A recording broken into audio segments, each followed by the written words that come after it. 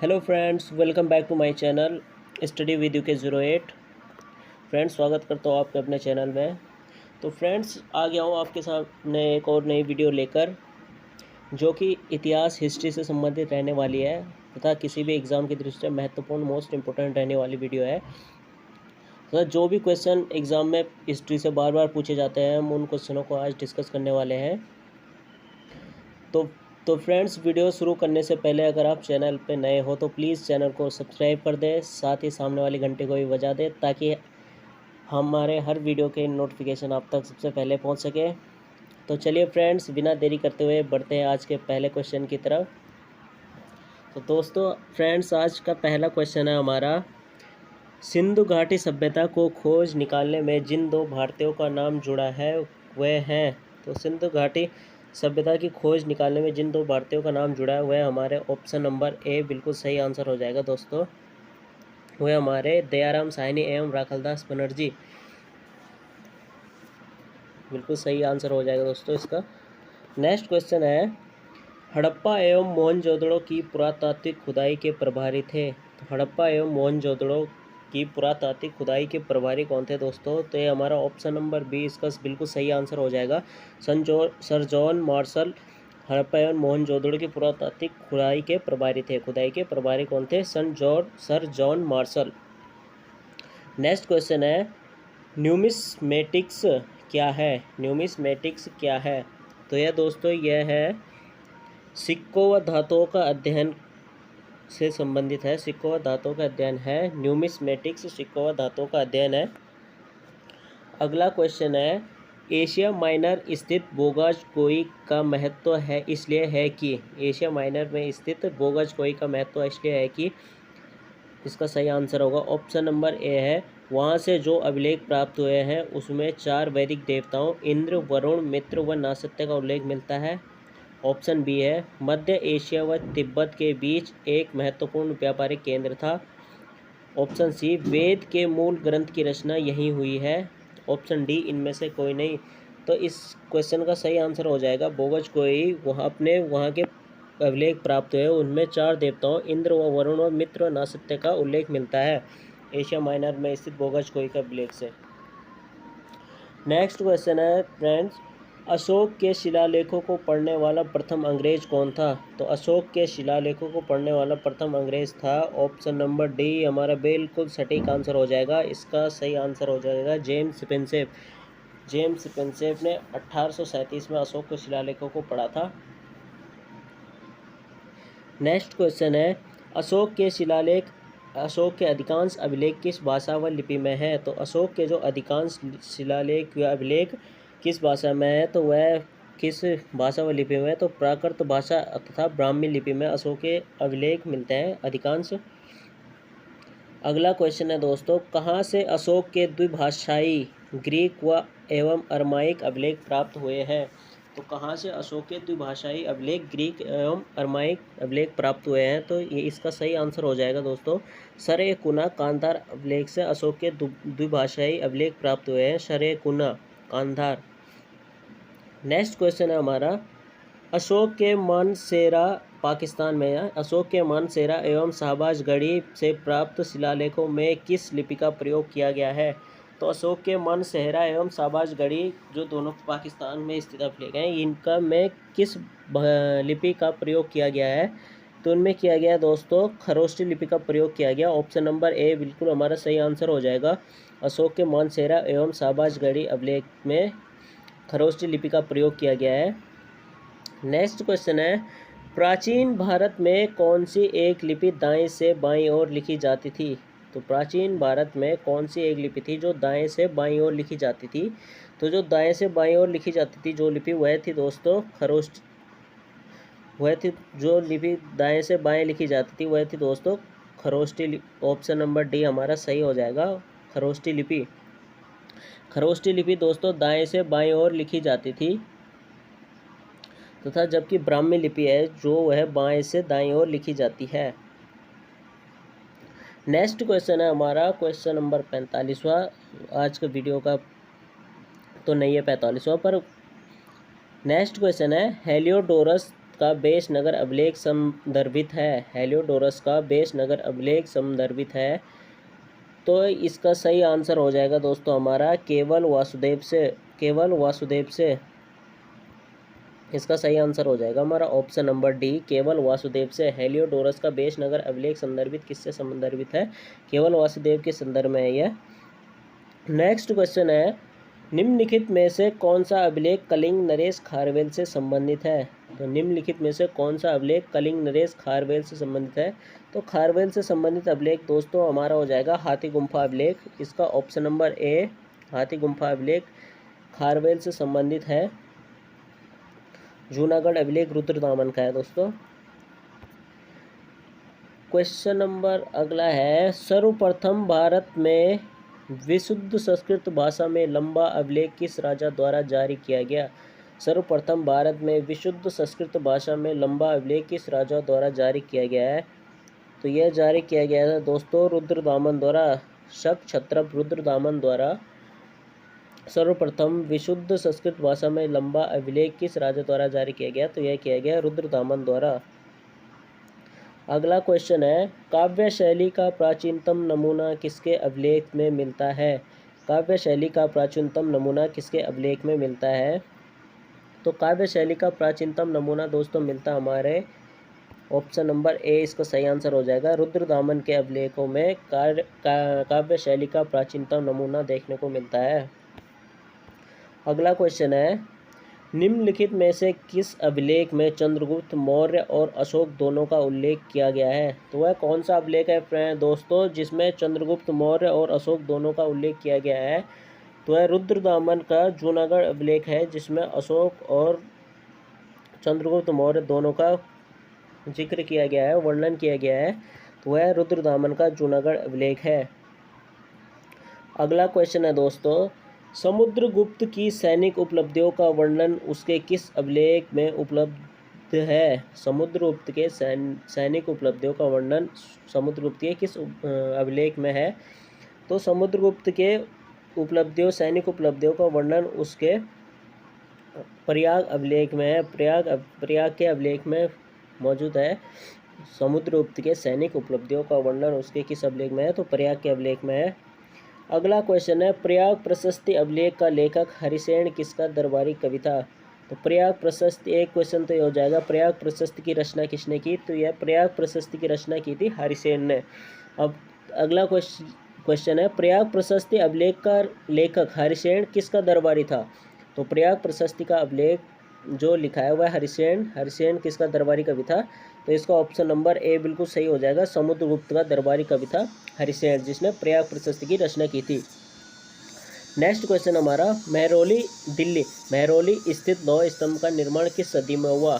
तो महरौली स्थित लौह स्तंभ का निर्माण किस सदी में हुआ था? तो महरौली स्थित दिल्ली का लौह स्तंभ का निर्माण हुआ था हमारा ऑप्शन नंबर सी, चतुर्थ सदी में। महरौली दिल्ली में स्थित है यह लौह स्तंभ का निर्माण चतुर्थ सदी में हुआ था।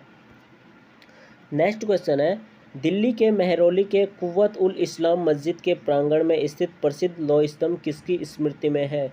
दिल्ली के महरौली के कुव्वत उल इस्लाम मस्जिद के प्रांगण में स्थित प्रसिद्ध लौह स्तंभ किसकी स्मृति में है? तो यह दोस्तों यह है चंद्र की स्मृति में, चंद्र की स्मृति में है। इसका सही आंसर हो जाएगा ऑप्शन नंबर बी, चंद्र। नेक्स्ट क्वेश्चन है दोस्तों, सती प्रथा का पहला पुरातात्विक उल्लेख कहाँ मिलता है? तो सती प्रथा का पहला उल्लेख कहाँ मिलता है, कौन से अभिलेख में मिलता है दोस्तों? तो सती प्रथा का उल्लेख मिलता है दोस्तों ऑप्शन नंबर सी, एरन अभिलेख में। एरन अभिलेख में सती प्रथा का उल्लेख मिलता है। अगला क्वेश्चन है दोस्तों हमारा, एरन अभिलेख का संबंध किस शासक से है?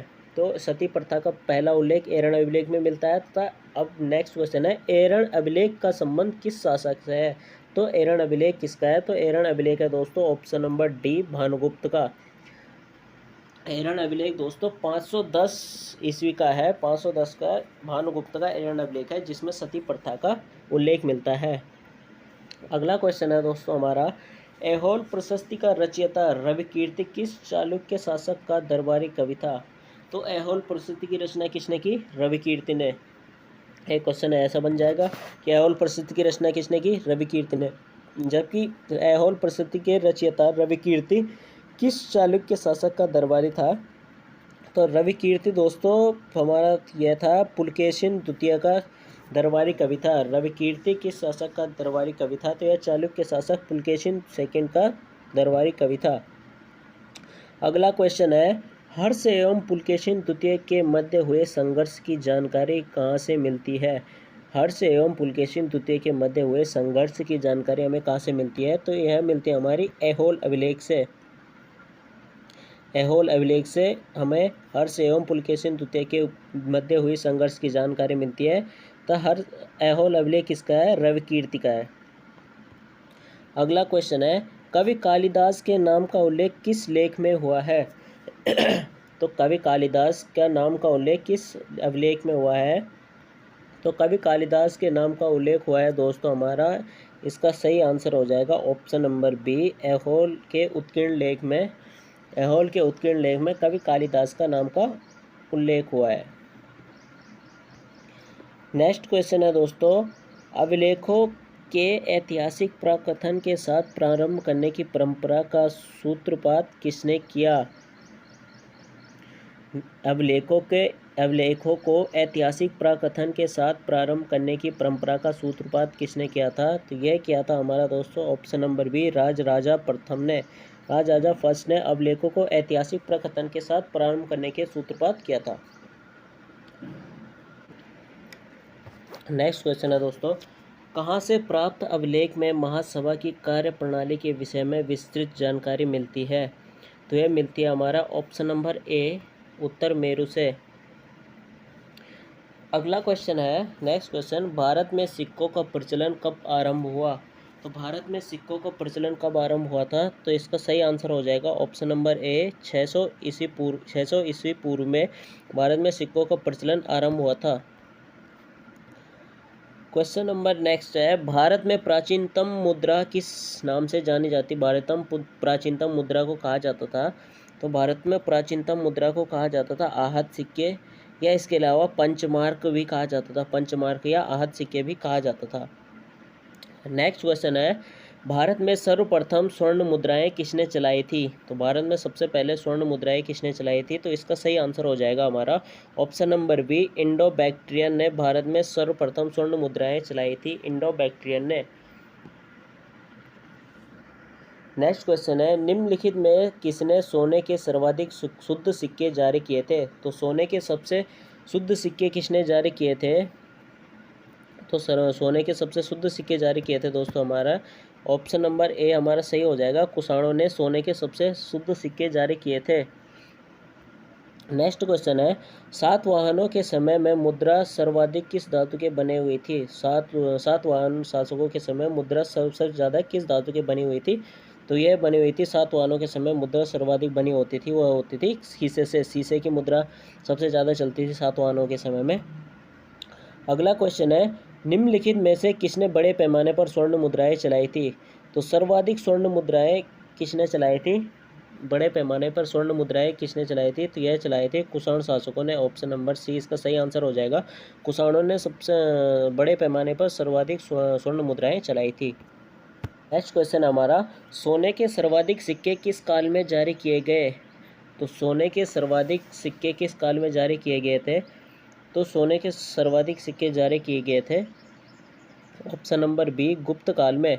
सोने के सर्वाधिक सिक्के किस काल में जारी किए गए? तो गुप्त काल में सोने के सर्वाधिक सिक्के जारी किए गए थे। नेक्स्ट क्वेश्चन है दोस्तों, निम्नलिखित में किस स्थल से रोमन सिक्के मिले हैं? तो किस स्थल से रोमन सिक्के मिले हैं? तो यह मिले हमारे ऑप्शन नंबर डी, अरिकमेडु से रोमन सिक्के प्राप्त हुए हैं। अगला क्वेश्चन है, भीमबेटका किसके लिए प्रसिद्ध है? तो भीमबेटका मध्य प्रदेश में स्थित है, यह है गुफाओं के शैलचित्र के लिए प्रसिद्ध है भीमबेटका। अगला क्वेश्चन है, प्राचीन काल में भारत के लोग बर्मा को किस नाम से जानते थे? तो प्राचीन काल के लोग प्राचीन काल के भारत के लोग जो बर्मा को जानते थे वह जानते थे स्वर्ण भूमि नाम से जानते थे। ऑप्शन नंबर ए सही हो जाएगा, प्राचीन काल के भारत के लोग बर्मा को स्वर्ण भूमि नाम से जानते थे। अगला क्वेश्चन है, अंकोर वाट कहाँ स्थित है? तो अंकोर वाट स्थित है दोस्तों हमारा काम्बोडिया में, ऑप्शन नंबर डी इसका सही आंसर हो जाएगा। तथा अंकोर वाट के मंदिर का निर्माण सूर्यवर्मन द्वितीय ने कराया था। अगला क्वेश्चन है, प्लिनी की मूल कृति नेचुरल हिस्ट्री किस भाषा में रचित है? तो प्लिनी की जो मूल कृति है नेचुरल हिस्ट्री है किस भाषा में है? तो प्लिनी की नेचुरल हिस्ट्री हमारी है ऑप्शन नंबर बी लैटिन भाषा में। अगला क्वेश्चन है, चचनामा सिंध का इतिहास है और मूल रूप से किस भाषा में लिखा गया है? तो चचनामा से सिंध का इतिहास के बारे में जानकारी मिलती है। तो यह मूल रूप से अरबी भाषा में लिखी गई है। ऑप्शन नंबर सी इसका सही आंसर हो जाएगा। चचनामा यह अली अहमद द्वारा रचित रचना है। चचनामा अरबी भाषा में अली अहमद द्वारा इसकी रचना की गई। नेक्स्ट क्वेश्चन है, भारत के सांस्कृतिक इतिहास के संदर्भ में इतिवृत्तों, राजवंशीय इतिहासों तथा वीर गाथाओं को कंठस्थ करना निम्नलिखित में किसका व्यवसाय था? तो भारत के सांस्कृतिक इतिहास के संदर्भ में इतिवृत्तों, राजवंशीय इतिहासों तथा वीर गाथाओं को कंठस्थ करना किसका व्यवसाय था? तो यह था ऑप्शन नंबर डी मागध का। अगला क्वेश्चन है, चीनी यात्री सुंगयुन ने भारत की यात्रा की थी। तो चीनी यात्री सुंगयुन ने भारत की यात्रा कब की थी? तो चीनी यात्री सुंगयुन ने भारत की यात्रा की थी 518 से 522 ईस्वी। Option number A. Next question है, महाभारत युद्ध के लिए 3101 ईस्वी पूर्व तिथि का उल्लेख निम्नलिखित में से किस अभिलेख में हुआ है? तो महाभारत युद्ध के लिए 3101 ईस्वी पूर्व तिथि का उल्लेख किस अभिलेख में हुआ है? तो यह हुआ है दोस्तों ऑप्शन नंबर ए पुलकेशिन द्वितीय के ऐहोल अभिलेख में। अगला क्वेश्चन है, रबातक अभिलेख संबंधित है। तो रबातक अभिलेख का संबंध किससे है? रबातक अभिलेख संबंधित है ऑप्शन नंबर सी कनिष्क से। रबातक अभिलेख कनिष्क से संबंधित है। नेक्स्ट क्वेश्चन, भारतवर्ष के लिए इंडिया शब्द का प्रयोग सर्वप्रथम किसने किया? तो भारतवर्ष के लिए इंडिया शब्द का प्रयोग सर्वप्रथम किया था हेरोडोटस ने। हेरोडोटस ने भारतवर्ष के लिए सर्वप्रथम इंडिया शब्द का प्रयोग किया था। नेक्स्ट क्वेश्चन है, किसने ब्राह्मी एवं खरोष्टी लिपियों को उद्वाचित किया? तो ब्राह्मी और खरोष्टी लिपियों को उद्वाचित किसने किया था? यह किया था जेम्स प्रिंसेप ने। ऑप्शन नंबर डी इसका बिल्कुल सही आंसर हो जाएगा। नेक्स्ट और आज का अंतिम क्वेश्चन है, निम्नलिखित में से प्राचीन भारत की कौन सी लिपि दाहिने से बाईं ओर लिखी जाती थी? तो राइट से लेफ्ट की ओर लिखी जाने वाली लिपि कौन सी है दोस्तों? इसका हमारा सही आंसर हो जाएगा ऑप्शन नंबर सी खरोष्टी। यह दाहिने से बाईं ओर लिखी जाती थी खरोष्टी लिपि, जबकि ब्राह्मी लिपि लिखी जाती है, ब्राह्मी लिपि बाएं से दाएं ओर लिखी जाती है। तो फ्रेंड्स आशा करता हूँ आपको वीडियो अच्छी लगी होगी। अगर आपको वीडियो पसंद आई हो तो वीडियो को लाइक कर दे तथा चैनल को सब्सक्राइब कर दे एंड वीडियो को शेयर करना ना भूलें। तो मिलते हैं फ्रेंड्स एक और नई वीडियो में, तब तक के लिए बाय बाय।